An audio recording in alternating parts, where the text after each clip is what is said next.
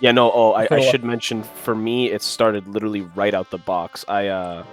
Um, so the priest gave me a penance of saying, I don't know how many, I think I said it was like 5 Our Fathers or something like that. yeah, But I was so like paranoid to get it right that I looked it up and I made sure I said like not just the Our Father, but also the for the kingdom, the power, and the glory are yours now and forever.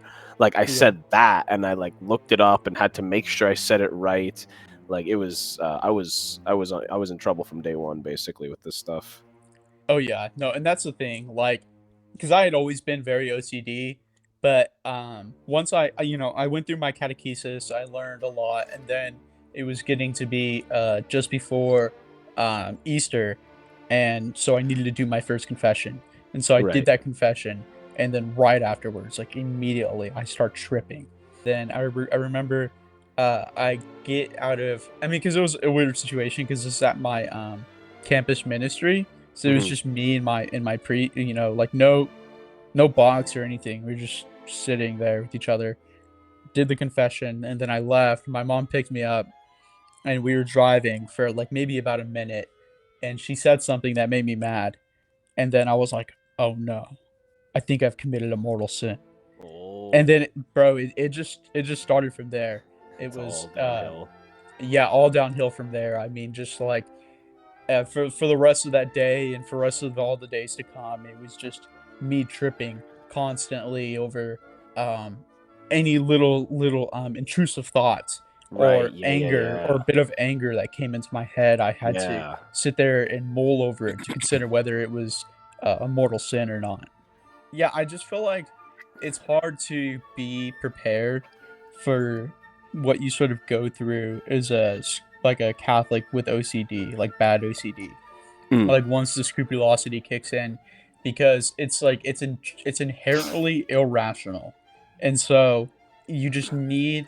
It takes a lot to be able to overcome that. I mean, because the types of things that you might commonly struggle with, when you have your scrupulosity as a Catholic with OCD.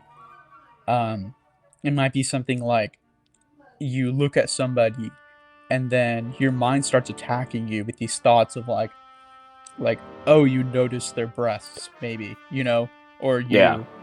you notice this person's fat and you're like, oh yeah, this guy's fat, and then like because the thing with Or are you OCD being is judgmental? What's the matter with you?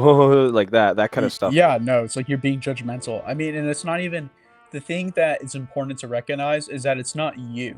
It's because with OCD, it's compulsive, it's your mind. Your mind will attack you with things that you're scared of and Right. regarding matters that you care deeply about.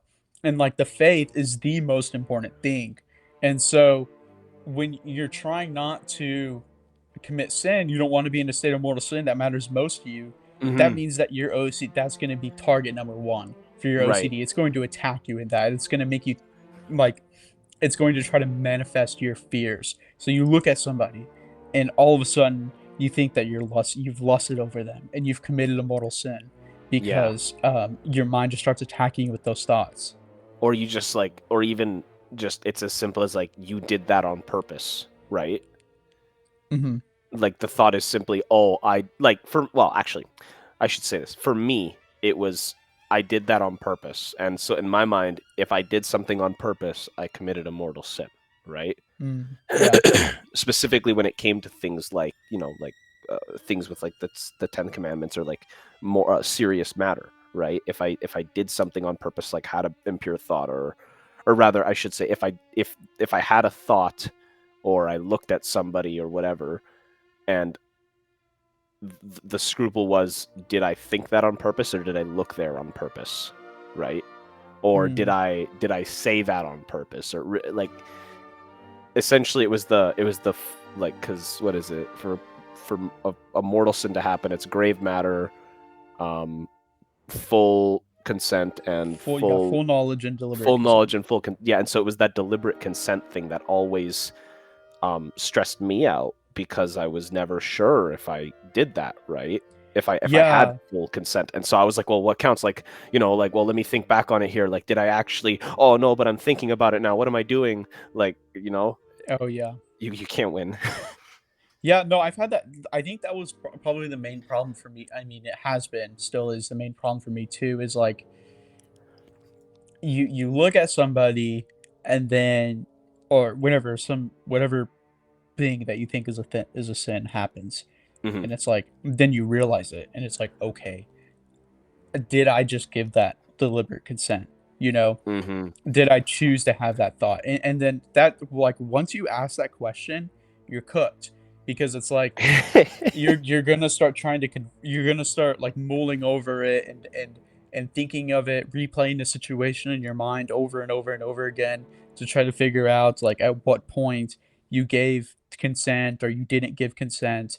And um and then and then like you said, you're gonna get into it, like, once you're replaying the sinful thought in your head over and over again, then it's like, okay, now I'm committing that sin, and then now I need to, or like it starts attacking you again, and you're thinking, oh, did I just recommit this sin? And Hmm. trying to assess whether I committed it in the first place. Now I need to discern that.